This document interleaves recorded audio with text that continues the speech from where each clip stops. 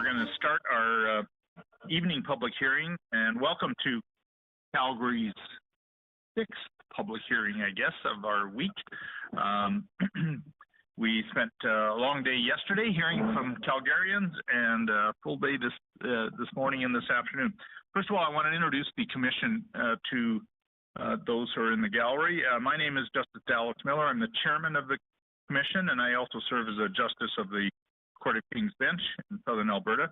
To my left is Susan Sampson, a longtime resident of Sylvan Lake, Alberta, an experienced municipal politician who also served a term as mayor of Sylvan Lake. Susan has volunteered throughout her time in Sylvan Lake and was recognized for that volunteer service by way of receiving Citizen of the Year Award and the Queen Elizabeth II Diamond Jubilee Medal. To Susan's left is John Evans, KC, a lawyer with the province-wide firm known as Stringham. He works out of the Lethbridge office, but does conduct trials throughout the province. John's legal ability was recognized by being awarded the KC, or King's Counsel, designation. John also volunteers as a member of the Alberta Judicial Nominating Committee. To my right is Dr. Julian Martin. Dr. Martin is a retired history professor from the University of Alberta. He holds advanced degrees from Cambridge University. Dr. Martin has volunteered on many committees while living in Edmonton, and now as he lives in Sherwood Park, he volunteers as well. He serves on two provincial tribunals, the Surface Rights Board and the Land Compensation Board. The far end of the table is Mr. Greg Clark. Mr. Clark is from Calgary, an entrepreneur and consultant focusing on information and knowledge management. He too is a recipient of the Queen Elizabeth II Platinum Jubilee Medal. Greg brings many skills to this commission, and his experience as a one-term MLA in Calgary Elbow is of great use to us as a commission. Greg also serves as the chairman of the Balancing Pool of Alberta and consults and advises organizations relative to proper governance. We are your Electoral Boundaries Commission. We are a commission, an independent body established by the legislature of Alberta. And our task is to deal with the challenge of creating two new electoral divisions in Alberta and, if necessary, redraw some of the remaining 87. So we're moving from 87 electoral divisions to 89 as a result of legislative changes. It's of assistance to give members of the public some idea as to the timeline that we have as a commission. The commission was appointed by the Speaker of the Legislature in late March of this year. We met a couple of times in the month of April and started our public hearings in late May, and we are touring the province throughout the month of June. We will complete those, the first stage of public hearings in late June, and then we will deliberate. We will consider the information we've received from public hearings, look at the population data, and deal with the maps, and come up with a interim report in terms of the 89 proposed electoral divisions, and that must be filed with the Speaker of the Legislature no later than late October. Once that report is filed, it becomes a public document, and the public can review it, respond to it. We will then have another round of public hearings and hear from the public specifically on what we initially recommended. Those public hearings will no doubt take place in possibly late November, December, and definitely January and February. We will then complete the final report, and we're bound by the legislation to have it submitted by late March of 2026. So it's a one-year project, basically, for those of us on the commission. As you are no doubt aware, Alberta is divided into, or will be divided into 89 electoral districts. One member represents each electoral district in the legislature of Alberta. Voters, of course, in that constituency elect the MLA. In order to give some perspective as to the numbers that we're dealing with and the approach that we will use, I thought it was helpful to review what happened at the last Electoral Boundary Commission. That report was submitted to the Speaker in 2017. And as you can see from the middle bar, the 2017 Electoral Boundary Commission relied on a population of Alberta of just over 4 million people. We are faced with a much more expansive population. The population we will be using is 4.8 million, and I'll give you a few more specifics later. So the formula used by the last commission was the population of 4,062,609 divided by the 87 members, resulted in a mean average of 46,697 for each electoral division. That in Canada, we don't have the principle of the strict principle of one person, one vote. Rather, we have the term effective representation that provides a target for each electoral division, and the target for the 2017 was 35,023 up to 58,371. That was 2017.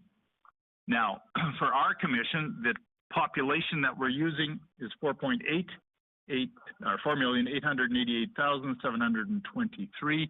We've got a number of divisions of 89 that results in 54,929 as the mean average. Again, the target minus 25 is 41,197 up to plus 25, 68,661. That's the target we must be in for each electoral division. In terms of population, we are relying on the statistics and the direction of the Electoral Boundaries Commission Act that says we must rely on the most recent census. And unfortunately, the most recent census is the most recent federal census is 2021. But Statistics Canada regularly updates that information, and we have further validation and verification from the Alberta Treasury Board. And the cutoff date for our population is July 2024. So you'll see certain population numbers on the maps that we will show, and those numbers come from July 2024. The task, therefore, of the Electoral Boundaries Commission is to hear from Albertans as to how best we can recommend to the Legislative Assembly boundaries that provide for effective representation. And you'll hear that term probably throughout the session this evening. How we arrive at effective representation, we're guided by principles of, first of all, Section 3 of the Canadian Charter of Rights and Freedoms, case law relating to Section 3, and the legislation of the province. Factors we consider are relative sparsity and density of population throughout the province, common community interests and organizations, geographic features, typically more prominent in areas outside of Calgary and Edmonton, but geographic features even factor in urban ridings. Communication and transportation across Alberta, those lines are considered. And our ultimate goal is to come up with understandable and clear boundaries for the constituencies.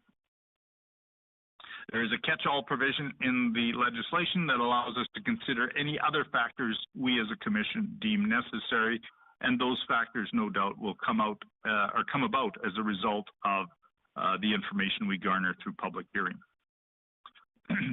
So that's a background and a summary of our timeline, the type of work we're doing, what we'll rely upon. Now we want to hear from you as Albertans. Our practice has been to, or you may have received information when you signed up, when you registered to present, we limit it to 7 minutes of presentation and 3 minutes for questions and discussion and dialogue. I'm looking at the schedule this evening. I don't think I need to strictly enforce the 7 minutes. We haven't enforced it strictly at any time or very few times this week. So I would call on the first presenter. I believe the first and second presenter are presenting together. So David Coutier and Neelam Naz, could you come forward, please?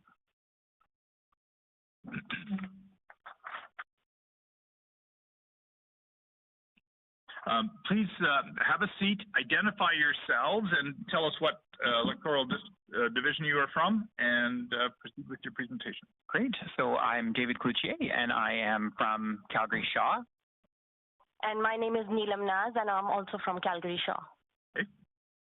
Great. Please proceed. Thank you so much. So thank you for your time, members of the commission, on this really important work. And I was talking with one of you earlier, just remarking on how much travel there is involved with this, how long your days are. So I really appreciate your commitment to democracy in this work.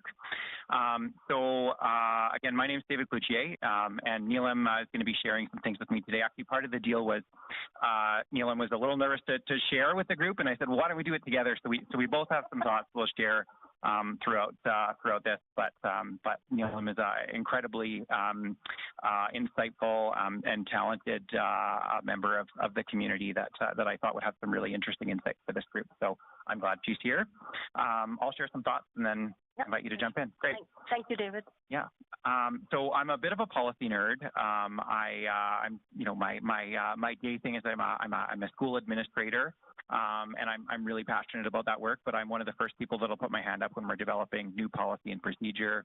I studied some political science in university. I spent time researching electoral impacts of floor crossing, and I actually also had a chance to run in the 2023 provincial election. So, this work of public service and public policy is very important to me on a theoretical and became practical level too. I've also been a lifelong Calgarian, and specifically South Calgary. So the furthest north I ever lived was Patterson, and that felt very foreign from my roots in Woodlands. Started my family in the growing community of Legacy, and we've since moved into Bridlewood. I also work in South Calgary, so it's very much kind of my home. And what I really want to emphasize, I think, a really important part about the conversation in South Calgary is the significant growth that we're seeing, and we're seeing this in several municipalities in Alberta. But there's significant population growth that has already happened since the last census. There is also significant population growth ahead. And so when we look at, the new communities, I remember when I moved into Legacy, it was only a third done. I think it's about 2/3 done at this point. There's a lot more housing, and then we're seeing other changes to that development plan as well. So we're seeing in Legacy, for instance, on the southwest corner, it's called the Township Development. It was originally slated to be all retail, and now there's been a significant change to add thousands of residential units in apartments as well. So I highlight that for a couple of reasons. I also highlight the West McLeod residual lands, which are including a residential component as well. And just a really important part, and I hope something the Commission will consider, is South Calgary is growing really fast. And so, in that spirit of the other factors that might be considered, and knowing that when the latest census data comes in, knowing that those numbers are going to be growing significantly over the next several years, and hopefully some of that work can be thoughtfully put together for that riding to allow for some of that growth in those areas. There's certainly, having talked to thousands of folks in the South, there's a great deal of diversity, but there's also a common experience of living in a municipality, and some of the challenges that come with that. With that rapid growth, certainly, not having schools, enough schools, and access to healthcare, and there's been a lot of efforts in this front, but I do think it's important to recognize that there is kind of a common challenge that municipality voters face, especially in South Calgary and growing communities. As well, I think when we look at the historical work in 2017, Calgary Shaw was nearing that threshold. And knowing again just the change, I think there's some opportunity, and there's also some challenge in your work of adding only 2 seats to a province that has had significantly more growth, and we saw reflected in the numbers up here as well that the population representation sizes have increased significantly, and a lot of that again happening in our municipalities. One of the pieces that I think is important to highlight, and was a challenge in the last electoral commission work, was, and a quote from the last report was, that some of the urban ridings have been thrown substantially out of whack, and that was in reference to the size of ridings and the disparity between some of the ridings where you had some with essentially a third of others, and so I think that some pretty extreme disparities. Calgary Southeast having 92,000 about at this point, and then Lesser Slave Lake hitting about 28,000. Again, based on numbers that are not currently up to date. There's some work on those, but we see this kind of disparity that I think is really important to highlight and look and think about. And so that's really tough work, and I appreciate the complexity of the work for the commission because there's a lot of criteria and factors that you need to consider. But certainly really want to emphasize, from my perspective, the importance of bringing those population numbers closer where possible and trying to eliminate those more extreme disparities. And so my hope is certainly we're seeing some new electoral divisions created or redistributed to allow that population to be well represented in South Calgary. And I think at this point, I'll pass things over to Neelam. Okay, so I am actually a realtor, and especially I live in Somerset myself. So South is basically my main area where I work, and I have seen that population growth over the years. And there is so much different demographics right now. So my important aspect and my take from this is that even if whatever way you distribute it, we have to make sure that it's represented properly and it doesn't, hamper the existing riding, because, those new population growth, they have a lot of different demographics. They are some of them are even more out of town, out of province. So, they are more neutral. And that's very important to kind of, not hamper the current Calgary Shaw in a way that, it gives tilted on one side or the other to any candidate. So it has to be very, very nicely done. So that way, I think if cannot be changed is the perfect one. If it comes to a change, then it has to be making sure that, we don't get thrown with some rural or something like, it has to make more sense. That's my take on it. Yeah. And we're happy to answer any questions. Yeah. Good. Well, let's start at this end of the table. Mr. Evans, any questions or comments? So you're approaching it pretty broad strokes in terms of your overall approach, and you haven't really dealt with any specifics as it relates to Calgary Shaw. That's what I'm most interested in. So when you're essentially espousing a concern, if I understand it, about urban and rural, and you may be surprised by this, but it's not novel. Like everyone has the same, has expressed the same concerns. But what I want to know is, in this riding, can you identify specific areas that you would consider problematic because they're not urban enough, or the rest of it's not rural enough? Is there a homogeneous component here? What are your concerns? So that's a great question. I think it's an interesting So I actually one of the things I was considering, and I was kind of drafting what my response would be like here is, could I give you a sample map of what a future Calgary Shaw might look like?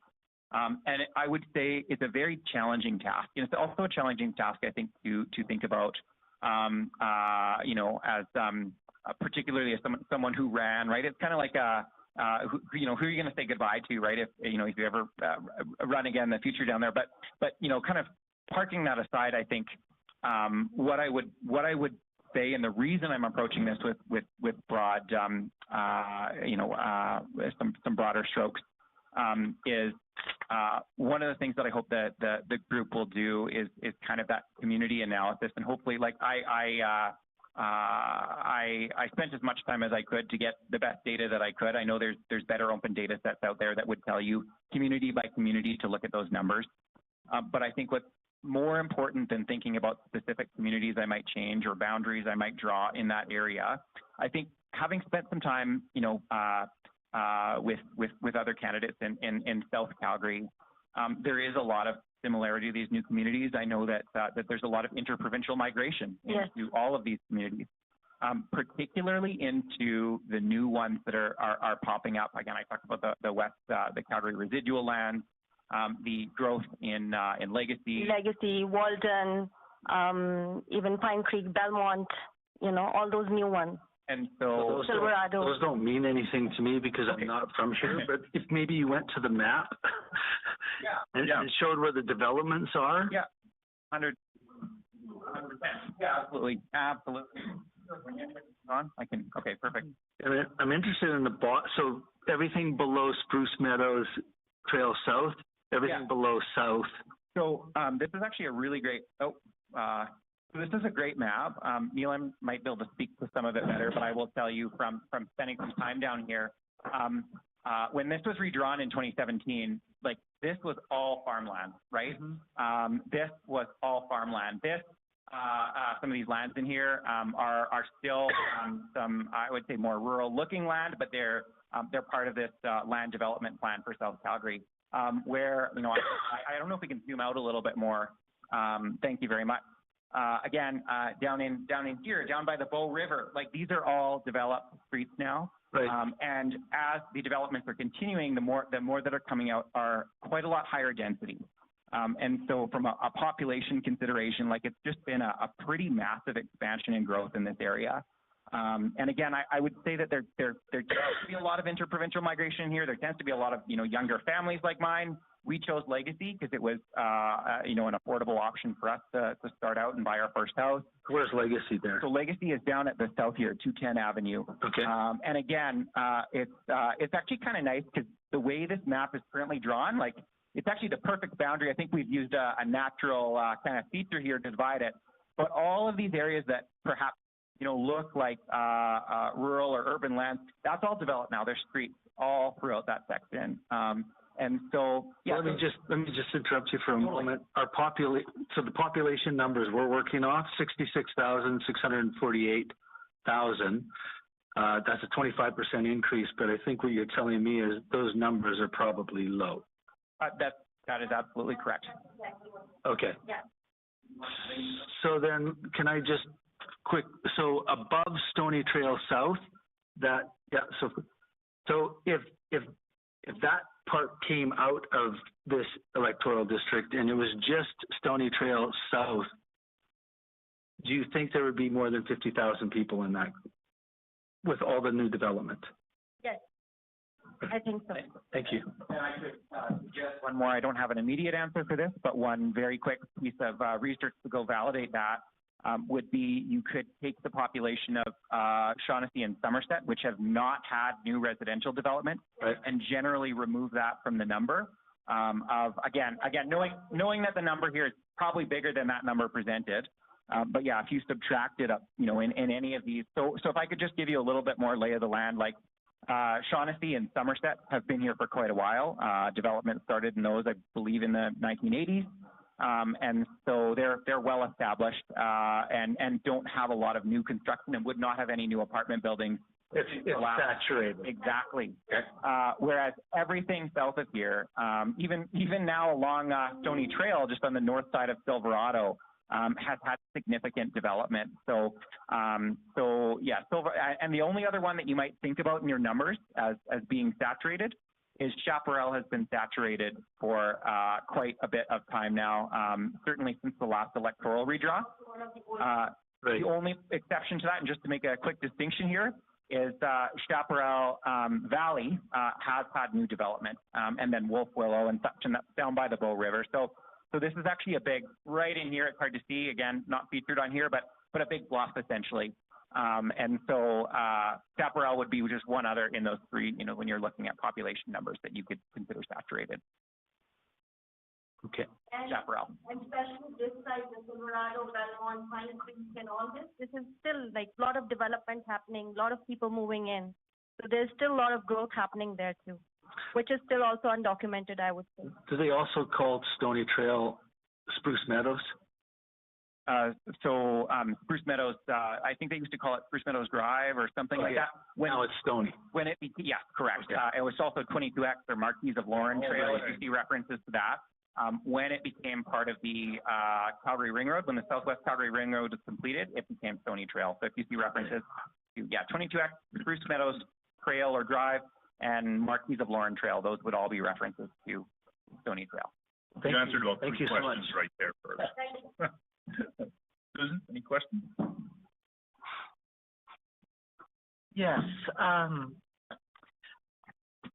With the new communities coming on, is it this is probably, I can probably guess, but is there a preference between Chaparral, Walden, or Silverado, or you're seeing the complete mix of different types of people, families moving in? Do you have any low income or higher residential areas?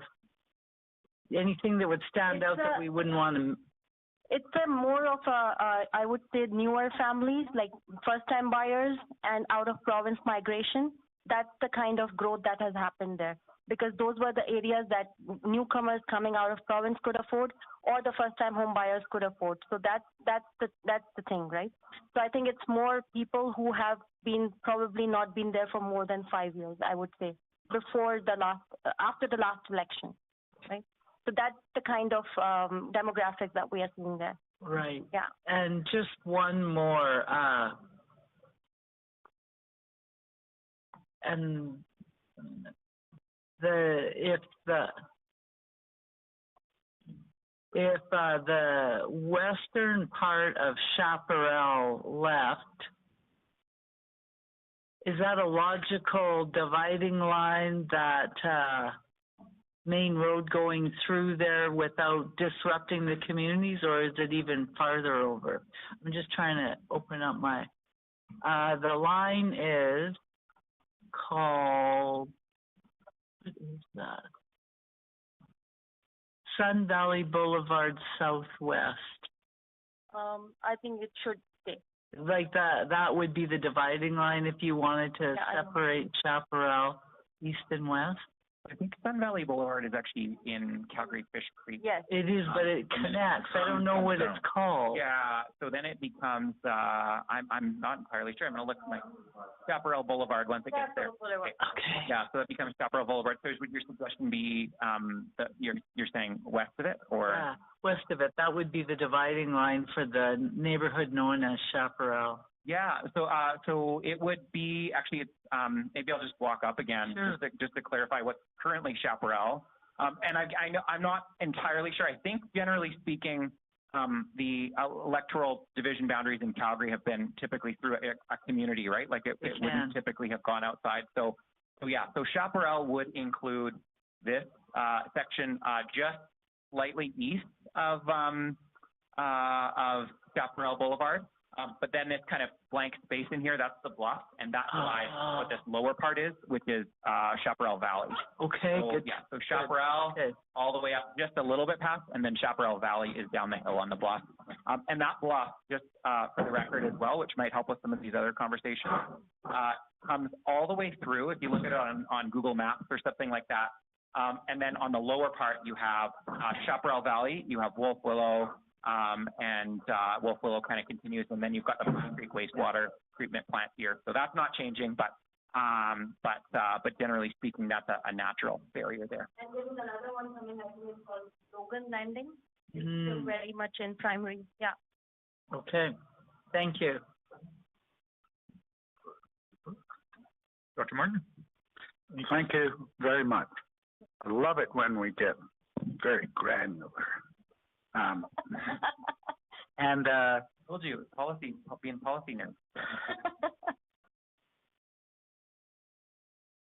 will you characterize this area as South Chaparral as a different housing stock than the area traditionally known as Chaparral? Chaparral Valley, like the... Yeah, I mean, I'm interested in the different types of houses. Wealthy houses, modest houses. Chaparral has a mix of all. Okay. Yeah, Chaparral from high end to the starter homes, everything is there. But I would say not actually starter. I would say more like mid-tier. Yeah. If I could maybe just add one thing to that, I would say there is a lot more wealthier houses in Chaparral than other communities. I would say you would not find the same type of large estate houses. Obviously, Chaparral has a lake as well. Yes, lake. And that would characterize a fairly different kind of feel with some of the other communities like Walden, Legacy, Silverado, etc. And the mid-tier homes in Chaparral, they are the ones which don't have the lake access. So it's a clear divide between the two within Chaparral. Very good. Thank you. This is really helpful because we've been sort of now and nearing the end of our time in Calgary. We've started to sort of poke away at what changes could we make, and as you can imagine, there's like a ripple effect, right?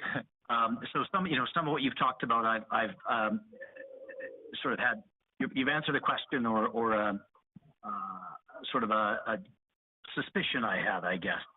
Somerset and Shaughnessy feel like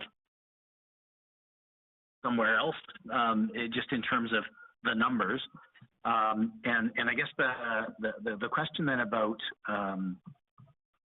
Chaparral, and then 194 Avenue, yes. So Walden is the next one down. Is there much happening in Walden, or is that pretty much built out?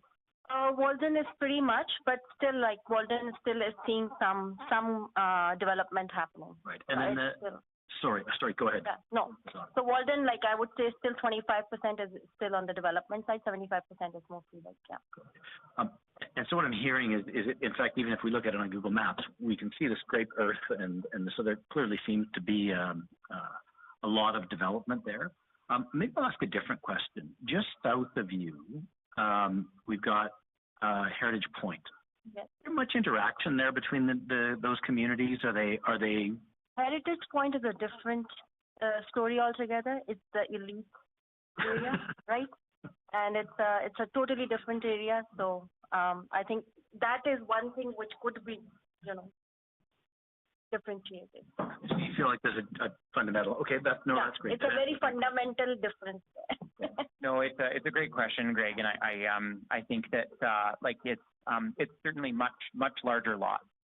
And certainly from a pricing perspective, you would have very different socioeconomic statuses of people living in, let's say, Calgary Shaw proper than you It's more an acreage kind of an area. Yeah. Yeah, if I can put it, be more precise.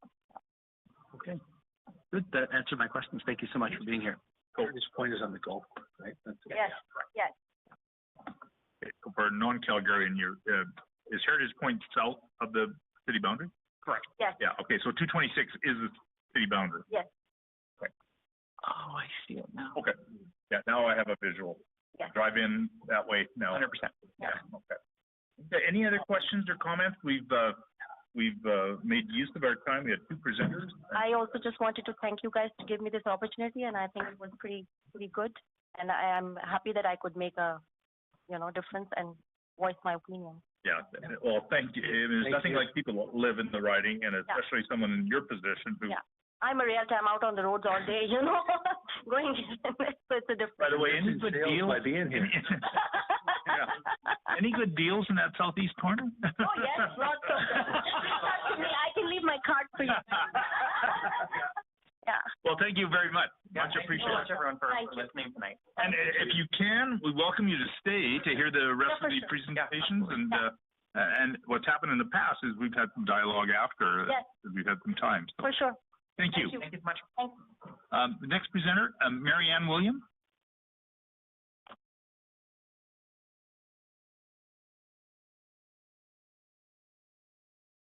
Well, can you hear me? Yeah, just speak up nice and loud. Yeah. So I'm going to approach this from a very different perspective, more of a philosophical perspective. Okay. I'm a psychologist. I live in Calgary, Klein, and I work in a public health care agency. I want to approach the topic of electoral boundaries from the perspective of maintaining a strong democracy. As I said, I live in Klein. This is an expansive and diverse district with a large low-income and newcomer population. These populations have unique needs Many do not drive and are therefore highly dependent on public transit and public services. For both groups, a public transit system with multiple access points is essential for getting to and from work, for getting kids to school, and for attending medical and other appointments. For newcomers, add to that having ready access to English language instruction, most of which takes place in Calgary Northeast and downtown. Although English competency may seem low on the list of priorities to many, it is one of the most important tools for newcomers to integrate into Canadian society, become citizens, and eventually to vote. Canada has always been considered a strong democracy. In practical terms, that means that every vote counts, that all eligible citizens have the right to vote and are encouraged to do so, and that each of us has the right to express our opinions in a respectful manner. Strong democracies are even stronger when they offer safe venues for open dissent. This could include letter writing, email chains, opinion pieces in the press, telephone campaigns, and protests. By safe, I mean being free from physical harm or harassment by security forces, from fines, trumped-up charges, and from arrest. Sadly, in Alberta, over the last 18 months, these safeguards have not been observed. Protesters have been assaulted, charged, and levied huge fines. In Canada, we have always believed that our system of governance utilized fairness, honesty, and due process to ensure that the voting system was protected and free from outside forces. The latter might include foreign interference, backroom deals, cronyism, and coercion. Sadly, again in Alberta, both the procurement scandal and the cancellation of important municipal projects have shown us that cronyism and political one-upsmanship are driving many decisions that have stalled the development of infrastructure and have resulted in the waste of precious public dollars. Ideally, people from different cultures and political stripes can and should work together. By encouraging lively and diverse discussion, the end result is expected to be richer and more robust. The blending of tradition and new ideas allows us to maintain our historical identities while also incorporating innovation. This is how societies evolve. I have lived, worked, and studied in Canada, the U.S., and the Middle East. And I can say that the tolerance and diversity that we enjoy in Canada is shockingly absent in these countries.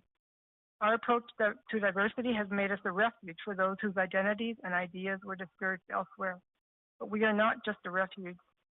Inviting those from other countries to study and work here has been to our advantage. These guests have excelled academically and in research and have brought new ideas to the world of business. By welcoming different cultures and religions and by ensuring that everyone, regardless of origin or identity, has a voice and is viewed as equal in the eyes of the law, we have become beacons of tolerance and security globally. In today's increasingly polarized world, diversity of opinion is under threat. We watch as countries around the world enact legislation that limits the freedom of targeted groups in favor of assumed general consensuses.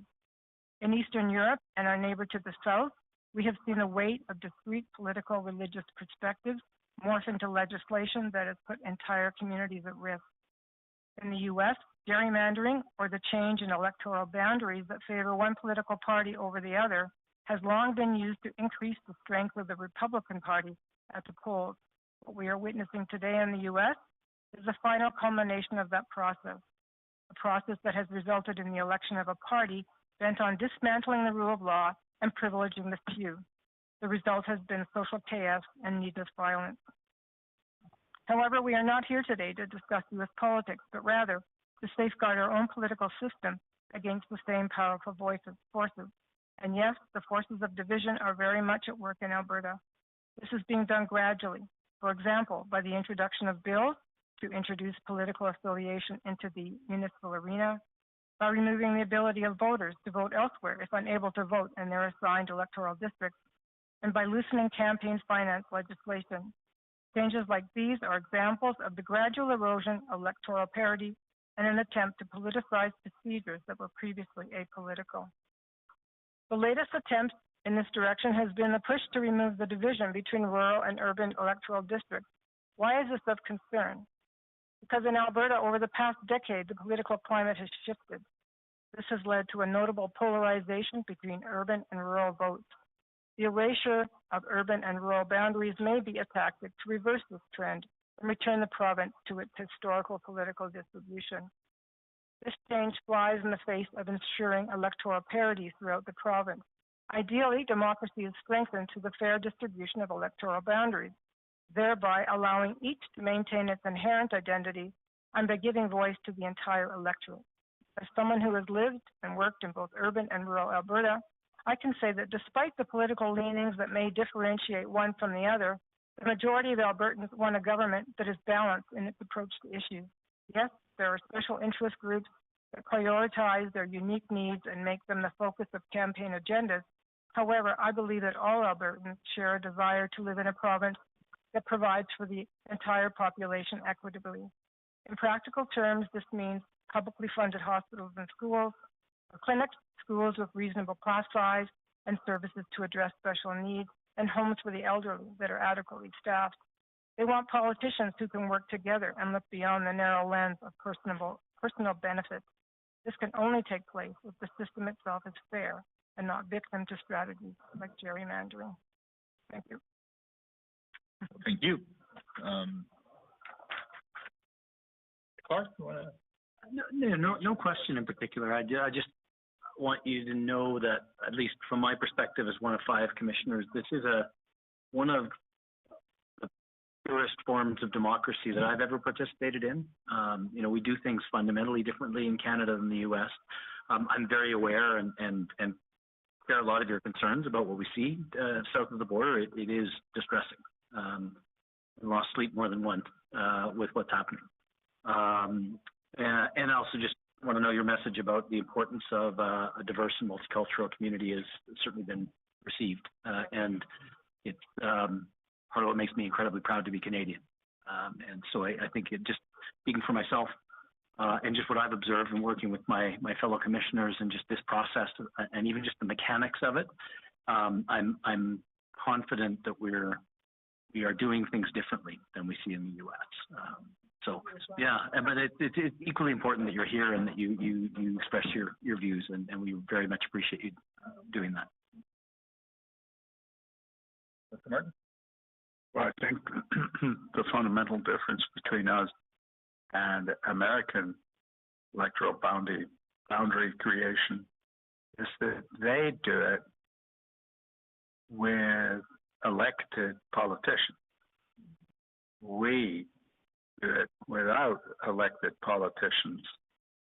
So it's easier for us to be non-committal on a lot of these issues. I mean, our requirements are quite specific about the factors we're to look at, the populations that we're allowed to look at, and the variation high and low. It gives us a lot of latitude to consider what constitutes effective representation in these districts. And effective representation is a very important concept in Canadian law. So we're struggling along, but I think we are paying due attention to the needs of the Act to provide a balanced approach to building an electoral district.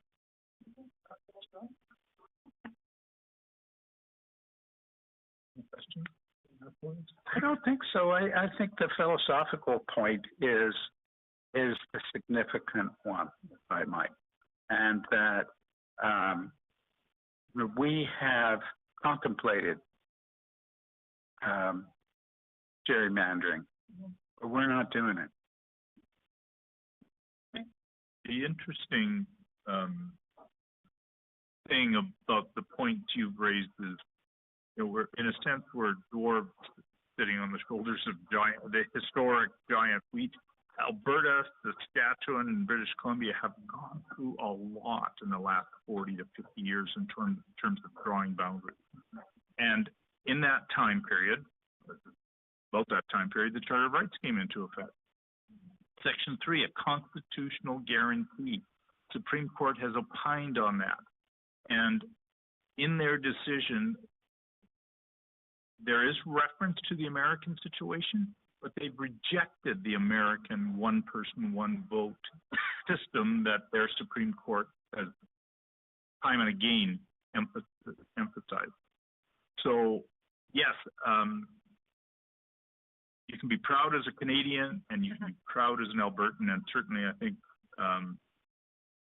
while it's hard not to watch the news, the last few months have made us, I think, all the more grateful for our Canadian birthright. Right.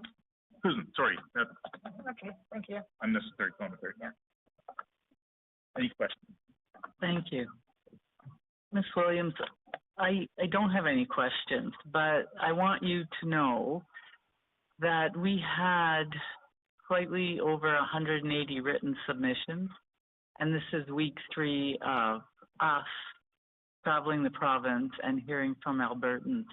And it's been most rewarding because it has given us a better understanding of the actual people who are here in the ridings and how they fit together or how they don't fit together. And I truly believe that with the guidelines that we've been given, we're going to come up with something that is fair and represents the voters and the people of Alberta. And it won't please everybody because ridings will change, but it certainly will be to the best that we can do with the tools we've been given. Thank you. Thank you.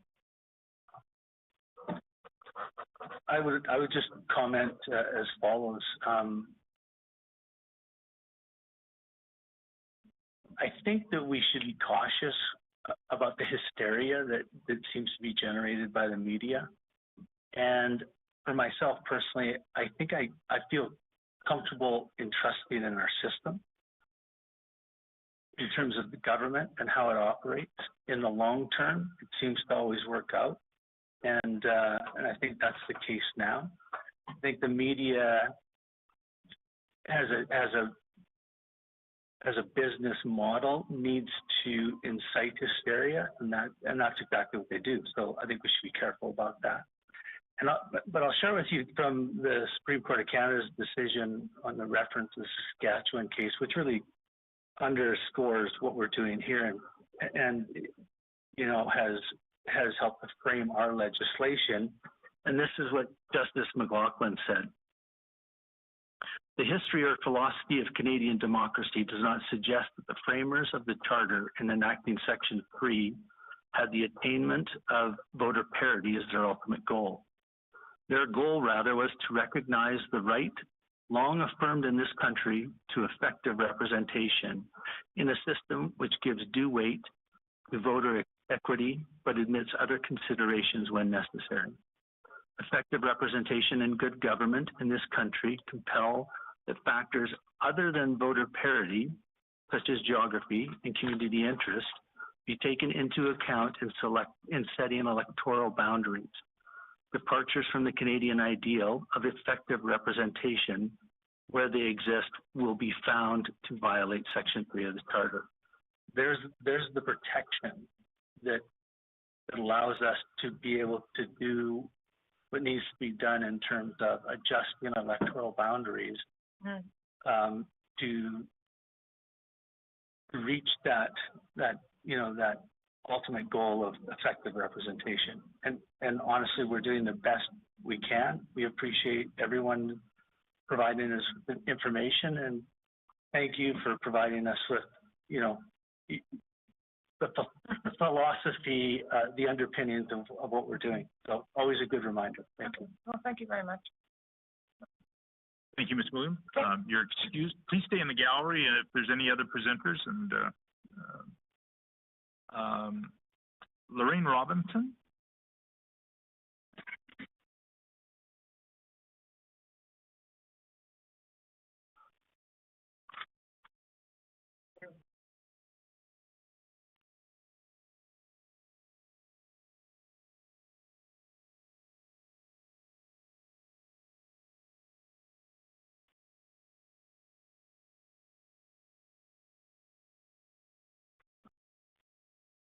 Good evening. Good evening. And again, thank you. I know we could do written submissions, but it is different when you can do it in person. And just listening to the others speak, it really makes you reflect on the importance of this work. And so, I'll go. I'm the president of the Milliken Ogden Community Association. So when you hear Milliken Ogden, it doesn't appear in the city other as a community association or in the electoral. Oh, I made a mistake here. We fall under Ogden. So basically, Ogden is this mixture. As you know, the Ogden shop, Ogden existed before Calgary existed. It came as a result of the CP. And then, of course, we played, the Ogden Yard played a critical role during the World War II. And then with time, then you had the lower Ogden that got developed. Milliken, it was actually called Milliken Estates. And at one time, it was the most expensive land in the city. Once we got taken in by the city of Calgary. And then, of course, Linwood. So I'm here just because it's an opportunity. And I thought, well, if for some reason our boundaries get changed and we didn't take the chance to voice our concern, then it'd be rather frustrating. So I figured, I think we're safe where we are, but I felt it was important to take this evening off to be here. So Calgary, about 10 years ago, decided to group communities together to create local area plans. And so our community, Ogden, which is Milliken Ogden, got grouped. They divided the city of Calgary into 42 community groupings, and basically you look at the community associations. And by the way, our community, we will be celebrating 70 years in June 2026. So we've been around for a long time. So we were grouped in Area 34. I highlighted it in yellow over here. And key communities with us are Riverbend, Quarry Park, and Douglas Glen. So, and this is important in this presentation because you'll see that this Area 4 communities were all part of the provincial riding of Calgary-Pagan. So the city saw that we fell well into this grouping, and it's also the grouping for the electoral boundary of Calgary-Pagan. And Calgary-Pagan, then it has, like I said, it has Ogden, Riverbend, Quarry Park, Douglas Glen, in addition to Douglasdale and the north part of Mackenzie Lake. So again, for us, it's important that we remain in this grouping. And so I'm here on behalf of BOCA as president, the Milliken Ogden Community Association, just to indicate the importance for us to continue being in that grouping. And also we're all Southeast. When you look at the wards in Calgary, then there's a lot of Northeast communities that are also grouped with us. But in the area plan that the city has now laid out, as well as with Calgary-Pagan, these are the communities we're with. And also, most of these communities were all on that line of the green line, which is coming through. So we also have that in common. And based on that, then it's just to say if there's reviews and boundary changes to be made, it is our hope that our community association, Ogden, will remain where we're at. And just to add, we remain very grateful. We're very fortunate with the MLA that we do have. It is MLA Tanya Fur, but she's very, very present. So she's well known in our community. She shows up. We're doing our second annual chili cook-off during Stampede. Big sponsor is herself, and she is present. She'll appear at some of our MOCA general meetings, and the last one was this past April. We had the Love Ogden Day activity where a member of the community just decided that, hey, there's some people that don't have the means to fix areas outside of their house, their steps or the landscaping, etc. So she found over 30 volunteers to come and work at 13 different homes. So our MLA was there, very impressed. And then, of course, Brian's Cafe, very unique in the Mustard Seed Hub 29. It's created by a family who lost their son to suicide and so she was there. We're having the soapbox car rally this Saturday, and she'll be there as well to officially open it up. So, like I said, I think we're safe staying where we are, but there was an opportunity to come and speak, so I took advantage of it. So I'm done. Well, thank you very much, ma'am. I appreciate someone that's deeply involved in a community association and a group, and I'm somewhat familiar. I have family that live in the Ogden area and have lived there for years. Yeah, we're pretty committed people in Mocha. Yeah. I hadn't heard Mocha. I thought it was a specialty coffee, but yeah. now I know otherwise. Okay, any questions from the commissioners? Mr. Evans? Yeah, thank you. Okay, so I just want, where exactly is the community, the Milliken Ogden Community Association located on the map? Okay. Yeah, so if this is enlarged, the whole city council.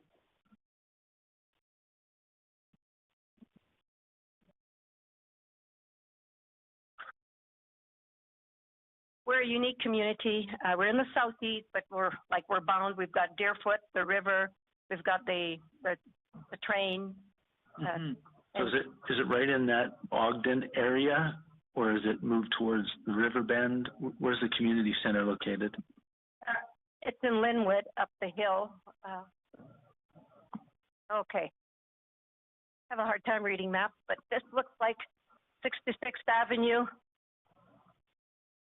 Then what our community hall would be about here. Okay. Is that correct? Yeah, CP. Yeah, we go up 18th Street, so it's over here. And of course, this is Lindview Ridge, overseeing the river. That's where there would have been in the past some imperial oil issues. And then down, of course, we've got the Ogden Yards, Ogden, and Milliken Rise is in there. So everything on 52nd Street Southeast going east, is that all industrial? Yeah, we've got the whole Foothills Industrial. So there, where would it go? Okay, CP. I know that the industrial is over here. Or is it even at Barlow Trail? Well, Barlow, you have access to the industrial from Barlow Trail. We don't have Barlow Trail up there, right? So Pagan Trail, there's a whole big industrial area, the big film studio, but lots of business. And that also belongs in Ward 9. So we're Ward 9 for Calgary. That whole Foothills area is there. So is all your population really then Barlow Trail west to the river? I'm not, okay, Barlow Trail is there. Right, yeah, so we don't have anyone in Barlow Trail. They're really 69th Avenue, you see, and the CP rail, so we're all on this, residential is all over here, like nothing over there. Right. And is there any developments that you're aware of, residential developments? We're a very, very old community, so what's happening to a lot of the Calgary communities that are very old right now with the blanket rezoning, you have developers coming in and buying some of the very old homes, and all of a sudden you're having townhomes with 4 units, 8 units coming up. So that's a common trend that's happening in a lot of the older communities. We voiced our frustration because we question the infrastructure. Is it there to, and then it's changing the landscape. It was a very, typical bungalow style, like, very old communities, and many of those homes have been passed on from generations. Like you can have up to four generations of a family member living in our community. So there's that frustration. And I'm sure if you have other older communities that do come and speak, you're probably hearing a lot of that frustration on how the look of the community is changing and we have no control. We do get the development permits to review as a community association, but blanket rezoning, our impact is almost, it has been taken away. Thank you. Susan? Thank you. Mrs. Williams, you're fortunate in your riding that it hasn't shown a tremendous amount of growth. No, we would have lost with the Imperial Oil buyout. Right. And but the communities around you, in particular Calgary, Hayes, to the south of you, I would, you might very well in again see some more some communities move up into your area just so that we get a balancing of ridings of equal size as opposed to some really small ones and some really big ones. But your presentation was most informative. Thank you.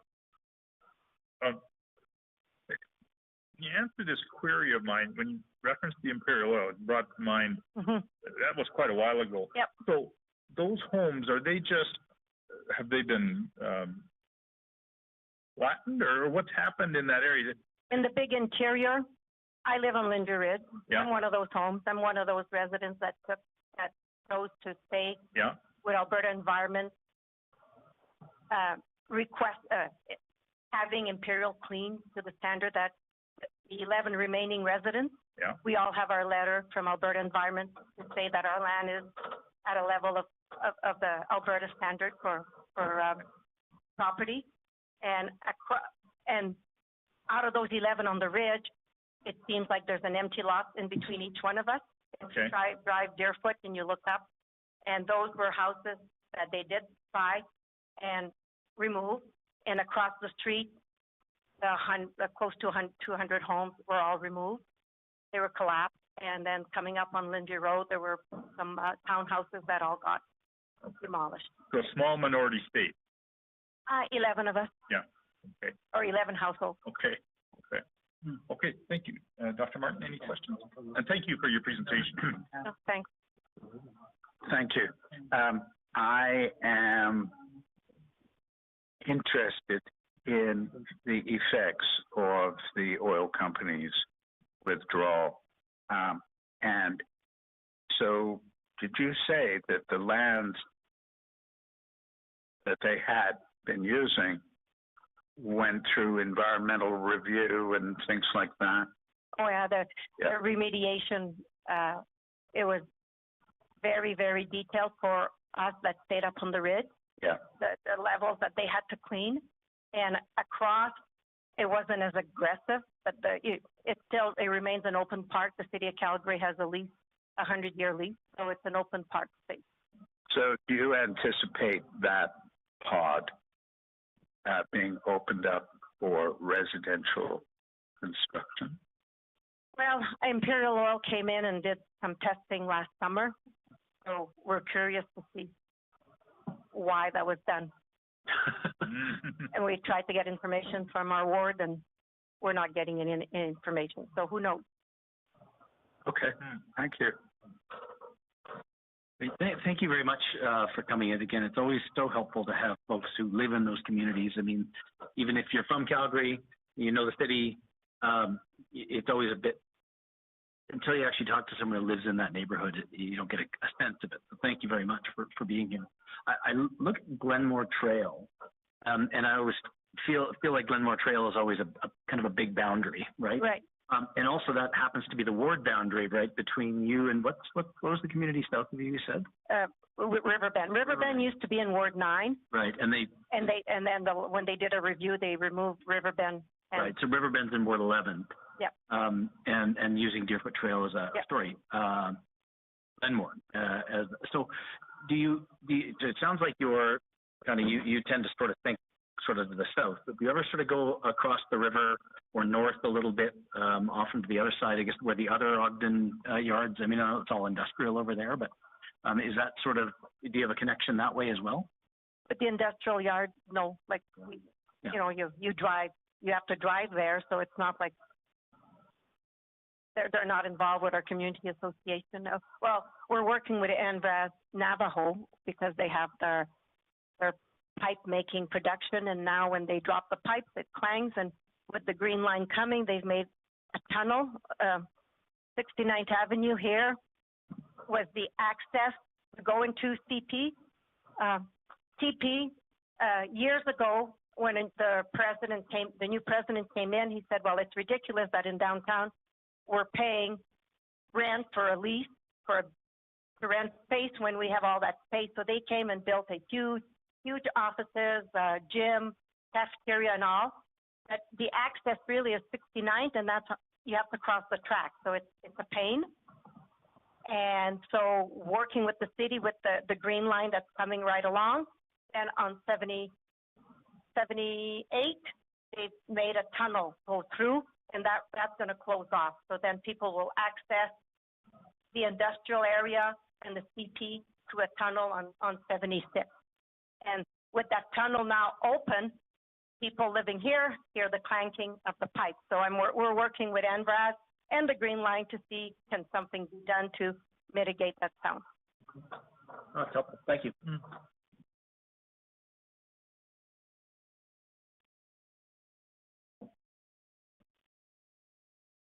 Now, ma'am, I'm not sure you were here at the beginning, but we went through the figures in terms of mean averages of each constituency, and the average is 55,600.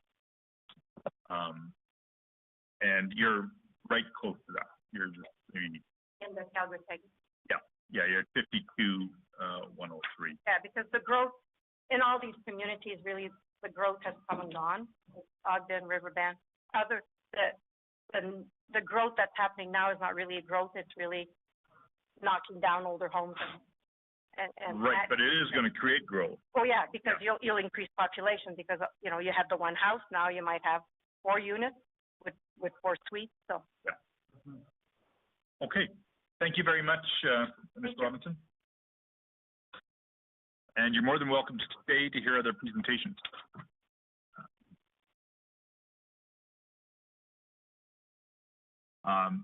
Althea Adams, present? No? Okay. Mr. Walker, Ian Walker.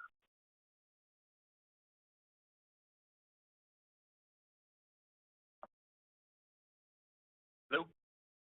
Good evening.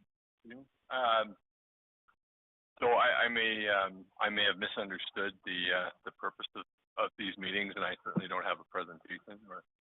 I saw this as an opportunity for feedback when I saw that the meetings were being held. So just identify yourself. Tell us which electoral division you're in. Yeah. So my name's Ian Walker. I live in Calgary Elbow. Okay. I guess I wanted to express a few things. One was, thanks for doing this. I think a lot of effort goes and time goes into this, and I appreciate your willingness to come out and hear from people.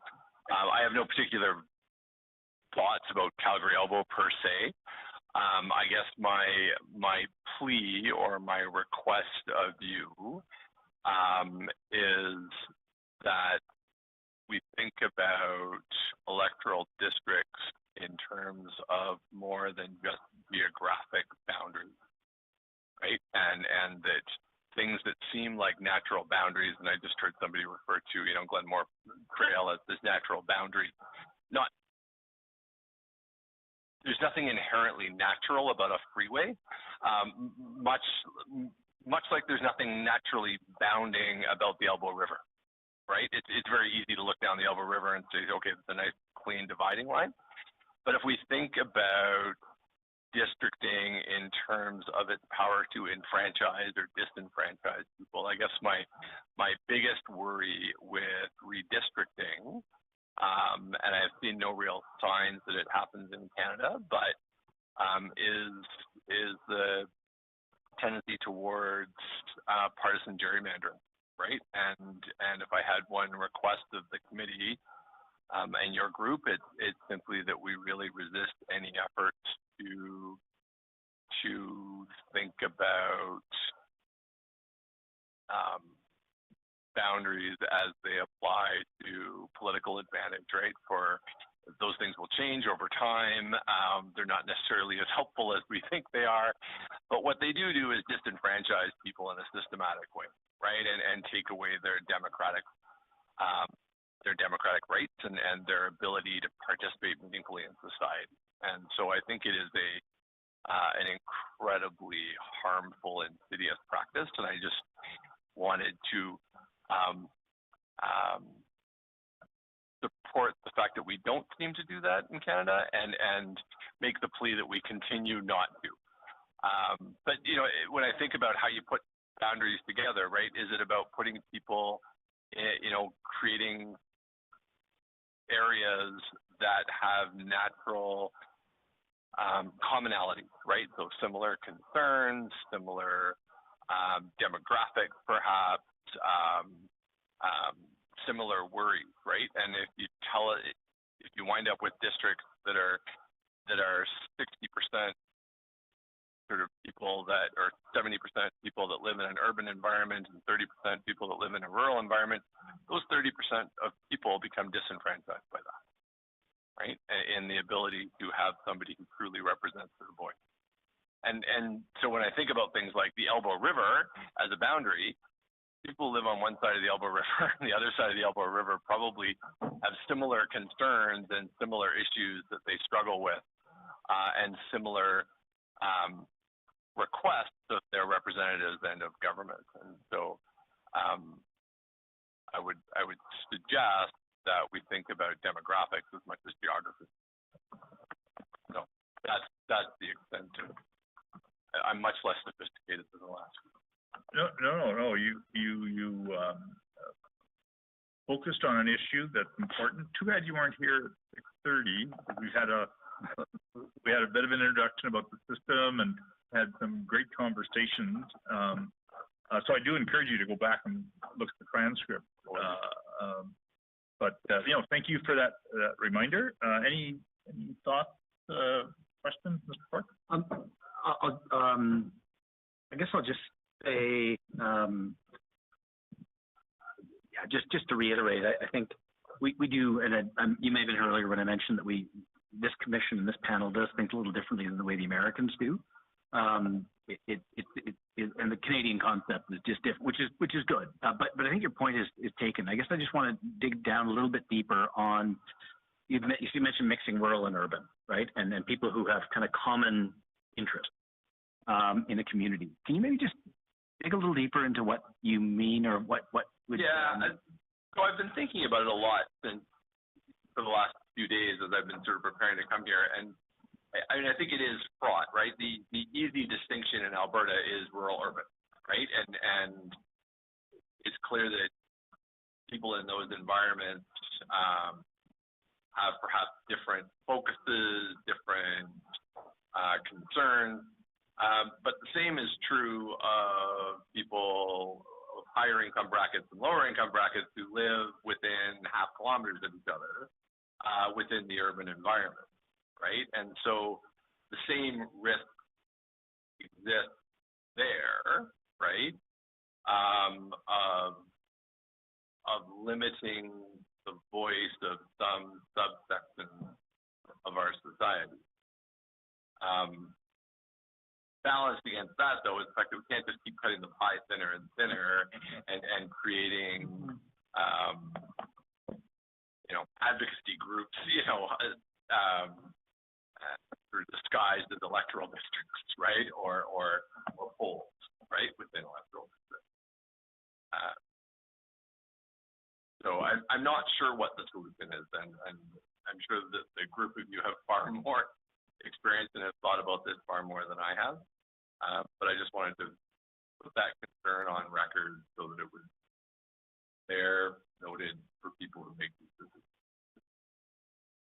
That was my only goal in that. Mission accomplished. Thank you. Dr. Martin? Thank you, and thank you. And very logical. A couple of weeks ago, we were in southern Alberta, and a rancher who lives very close up right on the foothills suggested that a community of interest was paramount consideration, and that it should be just the people in his town. just rather the extreme condition, as it were, of how to build a coherent community of interest. Well, the effect of that is we'd have 870 ridings. So obviously we have to do better than that. And that's why we're probing all the time about the housing stock, communities of interest, rather more broadly understood, and what constitutes a neighborhood. These are all rather difficult and slippery, but that's the way we are probing where communities of interest may lie, because just looking at the map isn't going to tell us. But, you know, in each of these factors that the legislation asks us to look at, with the exception of the overall population, you know, each of them goes so far, but not all the way. So we end up juggling 4 or 5 factors simultaneously. So I hope that you will understand that we're doing our best, and you could pray for us because it's a tough one. I appreciate that, and I think that's true, and I think it's also a conceit to think that singular communities are monoliths, right? In terms of how they think and what their concerns are, even if they have, you know, identical demographics or familial histories, whatever. I guess the plea is, you know, if you're looking at a map that, you know, superimposes, you know, familial income on postal codes, right? And you've got a pocket within Calgary that has lower income. There may be value in trying to keep that pocket together, rather than, you know, if it borders, it's in an area that could potentially border on 2 or 3 districts, right? And if you slice it up into 4 chunks and send 4 pieces of that community into different corners, those people lose their voice functionally, right? Because it becomes very easy to not worry about campaigning in that area because it's only 6% of our district or 8% of our district, so we don't need to worry too much about them. Where if you keep them together, they become a more sizable block. And agree, they may still not be monolithic in terms of how they're saying, but it does force the political parties to engage with that community, right? Because it forms a significant portion of whatever district, swing district it may be. Right? We all know that swing districts get more attention, right? Yeah, from political parties. So it's a way of leveraging them. Thank you. I appreciate how complicated your job is. Thank you for doing it. Well, you'll be able to give us a report card after our interim report is completed and look at it, and then maybe come back and speak to us in the second round. Mr. Walker, thanks for coming out, and interesting points. And I wanted to say that what I am tasked with, and one of the tools I'm given, is when the electoral districts are changed or drawn up, they must have clear and understandable boundaries. And we've heard from the public how difficult that can be when boundaries change, the chaos that comes with it, and that they go to the poll to vote. And it isn't just a matter of pop over 5 minutes later. When you go to the wrong poll and you're told that it's not the right one, and you don't know where the right one is, and maybe you've walked or got a, you know what I'm saying. So when we talk about boundaries, sometimes those roads, those unnatural things, are clear and understandable. So they're probably one of the more commonest ways to have boundaries. But I think one of the most important things that I've found over the last 3 weeks of traveling is that I live in Sylvan Lake, and I don't know Calgary like the people in this room that know Calgary and have shared with us what they've seen right in their own communities that will greatly assist us in the decisions that we make. And that is so valuable and so important, and we're not done yet. But when we are done, it'll be based on what we heard or what you wrote to us, which is really, thank you on your part for doing it. At the end of the day, I certainly defer to your gut, right, and your expertise. Just wanted to put my voice. You bet. So thank you very much for your time. Thank you. Yes. Now that you're here, I'm going to use you as a resource. Okay? Because you've got insight into your community that's going to be helpful. So I'm going to drill down on a few things.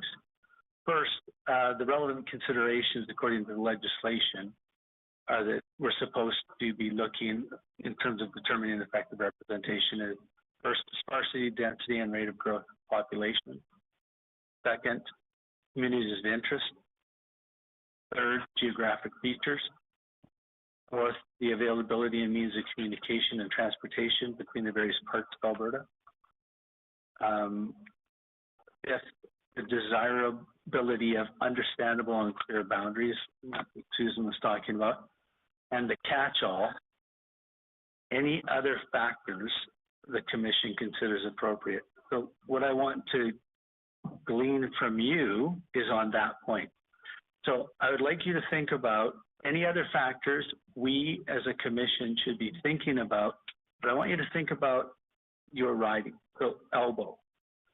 So what are the other factors that we should be thinking about as it relates to your riding? And then if you would like, and if you can provide anything for us, any other factors that maybe we should apply to Alberta as a whole.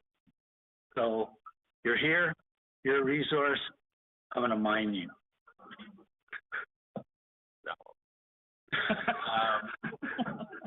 There's a diamond in there, I know it.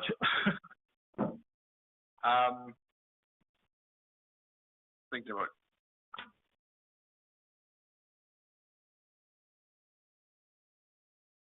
Let me help you out. You were focusing in, and you talked about we should be looking at demographics. Yeah. And people will understand that differently. For example, Dr. Julian would give you the exact specific definition. I'm not going to be able to. What I'm more interested in is what you think it means, and then we can take that information and apply it to elbow.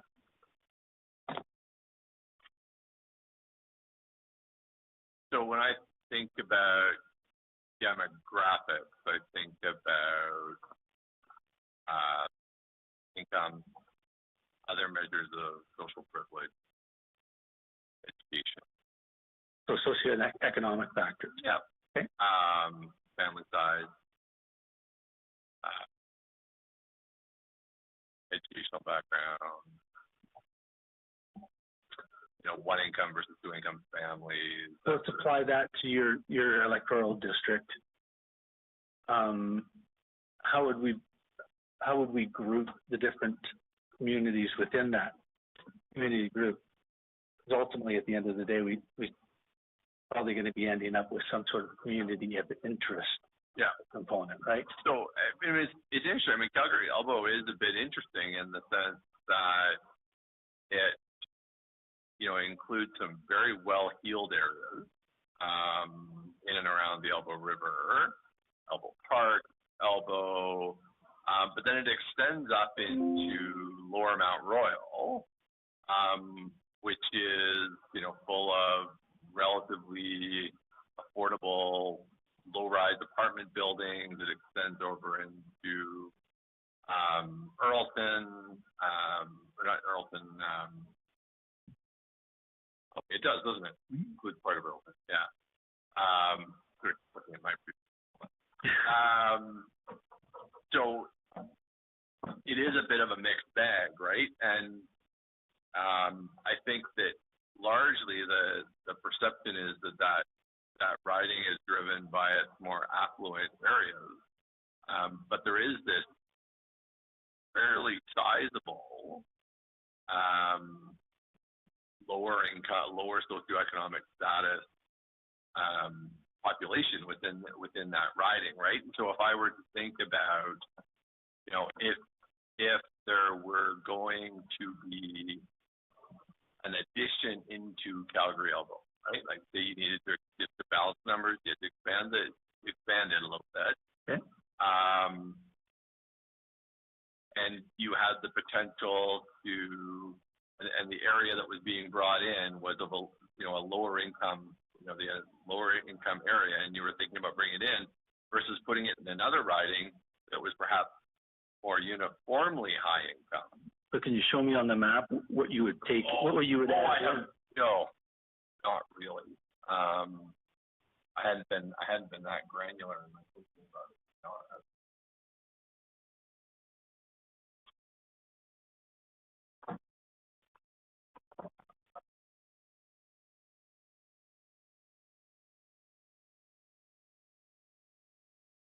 my thoughts were more philosophical. I was going to leave the I see, but I told you I was logistics. once you sat down, I told you I was going to mine you. So. Okay. There's our philosophical threshold is just one, and that was taken up. Yeah. If you look at, let me just get my bearings here. Sorry.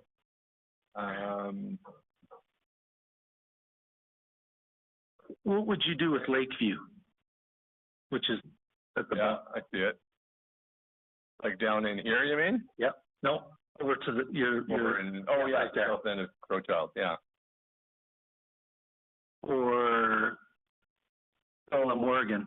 So if I'm being granular and you're asking me to be, and again I say this with full deference to your expertise, not mine, but demographically I would say just based on where my kids play basketball, the clubs they're involved with, where their friends are, who went to the same school, that sort of thing. Exactly. That area, for instance, much more demographically similar to this area than this area. Okay. What about Glamorgan? Probably somewhere in between, right? But again, it's one of those questions, right? So say you had this area that needed a new home, right? Bringing that area into Calgary Elbow, not sure how much of a voice those people get. Great. Right? Because their interests were probably quite different than the people who live, a mile as the crow flies away. What about the empty space above, between Glamorgan and Altador? Like you're talking about in here? Yeah. Trying to think, what is that? So that's mostly, it's Curry Barracks in there, isn't it? How's that? I think you might be right. No, I think that's Curry Barracks in there. MRU, I think, is actually in the middle area. In there, right? Yeah. No, between Glamorgan and... Yeah, that's MRU is down there. Yeah. Yeah, so that also probably very demographically similar, right? And I think about where my kids' friends are when they go to school, where I go pick them up. That seems like a very arbitrary distinction there in terms of being separate, right? Okay, well, thank you, Mr. Walker. That's been very helpful. Appreciate it. Appreciate your help. Thank you for your time. Mr. Walker, thank you for coming, and please don't tell any future presenters that we interrogated you so much. I believe that's all the presenters, unless Naomi Salisbury is present, or Althea Adams. After that interrogation, we'll probably... Yeah. Well, thank you everyone for coming this evening and presenting. We know on days like today, you've got tons of other things to do, but your interest in civil engagement and the political process is so important. Thank you so much. We will reconvene the public hearing starting tomorrow afternoon in Brooks, Alberta.